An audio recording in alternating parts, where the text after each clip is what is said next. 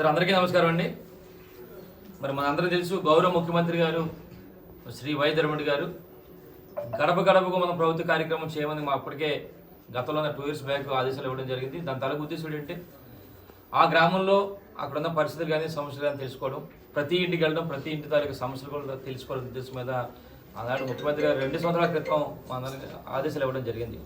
అందులో భాగంగానే మేము నర్సిపట్నం మున్సిపాలిటీ తిరుగుతున్నప్పుడు మరి 9వ వార్డుకి సంబంధించి మరి ఈ ఇంటికి రావడం జరిగింది. చంద్రశేఖర్ అని మన బాబు ఇంటికి రావడం జరిగింది.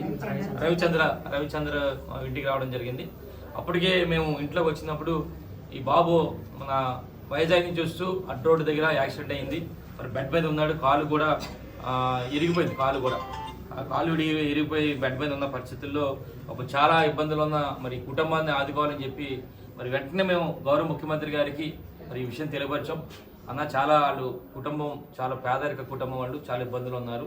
ఆ కుర్రాడు కూడా మన బాబు కూడా చదువుకునే వయసులో మరి బెడ్ మీద ఉన్నాడు కనుక వారికి ఆర్థిక సాయం చేయాలని చెప్పి మరి గౌరవ ముఖ్యమంత్రి గారిని కోరుకునేందుకు మరి ఈరోజు ఇప్పటికే రావడం జరిగింది. 9 లక్షల రూపాయలు గౌరవ ముఖ్యమంత్రి గారు ఇచ్చి అంటే వాళ్ళకి ఎక్కువైనప్పటికీ కూడా వారి తాలూకా సహకారం ఇవ్వాలని చెప్పి సుమారుగా 9 లక్షల రూపాయలు ఇప్పుడే చెక్ని కూడా అందించినందుకు మరి ఈ విధంగా ముఖ్యమంత్రి గారు ఎలాంటి పేదలని అందరూ కూడా ఆదుకుంటున్నందుకు మా ప్రాంత ప్రజలందరి తరఫున గౌరవ ముఖ్యమంత్రి గారికి వై ధర్మడి గారికి నా ప్రత్యేక ధన్యవాదాలు తెలుపుకుంటున్నాను. నమస్కారం.